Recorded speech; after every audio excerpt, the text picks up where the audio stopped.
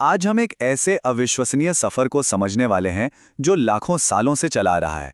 एक ऐसी यात्रा जिसकी शुरुआत होती है घोर अंधेरे में और जो हजारों मील तक फैली है।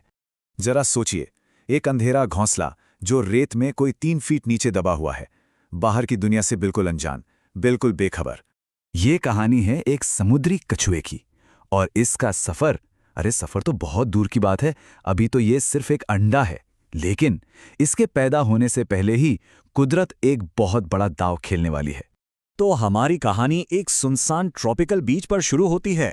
एक विशाल माँ कछुआ अपने पिछले फ्लिपर्स से रेत खोद रही है और खोदती जाती है जब तक ये लगभग 3 फीट गहरा गड्ढा न बन जाए। यही है उसका घोंसला, एक महफूज जगह जहां उसके अंडे पनपेंगे। वो थक कर हाँफ रही है, लेकिन अपने बच्चों को सुरक्षित रखने के लिए वो सबसे गहरी जगह चुनती है। और यहाँ एक बहुत दिलचस्प बात है, इन अंडों का मुकद्दर डीएनए तय नहीं करेगा। नहीं, यहाँ इनका जेंडर वो गर्मी तय करती है। साइंस की भाषा में इसे कहते हैं टेम्परेचर डिपेंडेंट सेक्स डिटर्मिनेशन, मतलब एक ऐसी प्रक्रिया जहां आसपास का तापमान तय करता है कि संतान नर होगी या मादा। अब देखिए, अगर घोंसले का तापमान 27.7 डिग्री सेल्सियस से कम हुआ तो सारे के सारे बच्चे नर पैदा होंगे, और अगर यही तापमान 31 डिग्री से ऊपर चला गया तो सारी की सारी मादा। सोचिए जरा, सिर्फ 4 डिग्री का मामूली सा फर्क और पूरी की पूरी पीढ़ी का जेंडर बदल जाता है। कमाल है ना? तो पूरे 60 दिनों तक ये नन्हा कछुआ इसी अंधेरे में बढ़ता रहता है। अपने खोल के अंदर मानो एक तूफान चल रहा होता है। फ्लिपर्स बन रहे हैं, दिमाग तेजी से विकसित हो रहा है, और एक मजबूत खोल वो भी तैयार हो रहा है। 60 दिन बीत चुके हैं।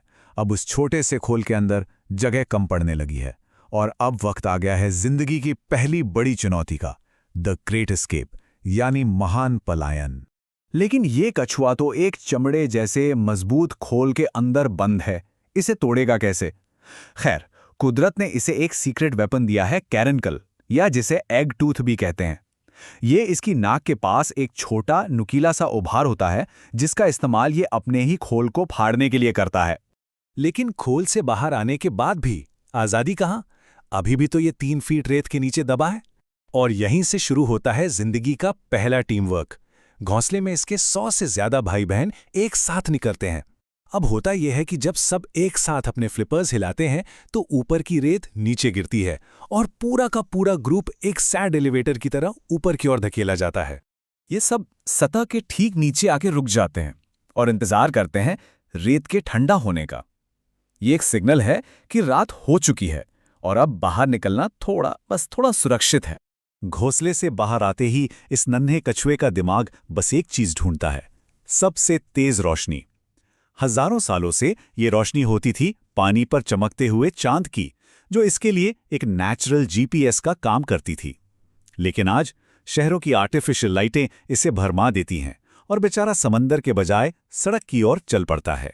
रास्ते में घोस्ट क्रैब्स, गुल और रैकून जैसे शिकारी घात लगाए बैठे हैं। इसका खोल अभी भी बहुत नरम है, वो इसकी रक्षा नहीं कर सकता। तो बचने की सिर्फ एक ही स्ट्रैटेजी है, बस दौड़ते रहो।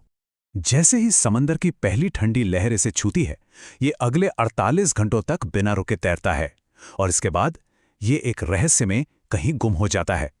अगले 5 से 10 साल, जिन्हें वैज्ञानिक कहते हैं द लॉस्ट ईयर्स या खोए हुए साल। तो होता यह है कि पहले 48 घंटे तो ये बिना रुके तैरता है। उसके बाद ये अगले 10 साल तक समुंदर की धाराओं पर सवार होकर घूमता रहता है। ये सरगासम नाम की समुद्री घास में छिपता है, खाना खाता है, और धीरे धीरे एक सिक्के के साइज से बढ़कर एक डिनर प्लेट के बराबर हो जाता है। इस खुले समुंदर में इसे सरगासम मिलता है। ये तैरती हुई समुद्री घास का एक द्वीप जैसा होता है, और ये द्वीप इसके लिए एक तैरते हुए बंकर की तरह काम करता है। इसका रंग इसे ऊपर उड़ते पक्षियों से बचाता है, और यहाँ इसे छोटे छोटे झींगे और केकड़े जैसा खाना भी भरपूर मिलता है। अब ये एक किशोर बन चुका है और इसका खोल काफी सख्त हो गया है, तो ये खुले समंदर को छोड़कर तटीय इलाकों में चला जाता है जहां ये बड़ा होने तक रहेगा। और फिर शुरू होती है एक नामुमकिन लगने वाली घर वापसी। 30 साल गुजर चुके हैं। अब ये कोई 300 पाउंड का एक शानदार वयस्क कछुआ है, और अब इसे ठीक उसी बीच पर लौटना है जहां ये पैदा हुआ था, पर सवाल यह है कि कैसे? जवाब इसके दिमाग में है। इसके दिमाग में मैग्नेटाइट नाम के छोटे छोटे क्रिस्टल होते हैं जो धरती के मैग्नेटिक फील्ड को महसूस कर सकते हैं। यही इसका इंटरनल जीपीएस है जो इसे हजारों मील दूर से ठीक उसी जगह ले आता है जहां इसने पहली सांस ली थी। लेकिन आज का समंदर वैसा नहीं है जैसा इसके पुरखों के समय में था। घर लौटने का ये सफर अब नए इंसानों के बनाए खतरों से भरा पड़ा है। पानी में एक सफेद चीज तैरती हुई दिखती है। इसे लगता है कि ये जेलीफिश है, इसका पसंदीदा खाना, पर असल में वो एक प्लास्टिक का थैला है। ये इसके पेट में जाकर फंस जाता है और धीरे धीरे इसे भूख से मार देता है। इसके अलावा समंदर में गोस्ट नेट्स हैं, यानी फेंके हुए मछली पकड़ने के जाल जो इसके फ्लिपर्स में उलझकर इसे डुबो देते हैं। क्लाइमेट चेंज रेत को गर्म कर रहा है, जिससे सिर्फ मादा कछुए पैदा हो रहे हैं और जेंडर का पूरा बैलेंस बिगड़ रहा है। इंसान की बनाई ये दुनिया इस कछुए के 40 करोड़ साल पुराने अस्तित्व के लिए एक बहुत बड़ा खतरा बन गई है। लेकिन हजारों खतरों को पार करके ये कछुआ आखिरकार वहीं पहुंच जाता है जहां से सब कुछ शुरू हुआ था। अब वक्त है जिंदगी के इस चक्र को आगे बढ़ाने का। ये उसी समुद्र तट पर 100 से ज्यादा अंडे देता है।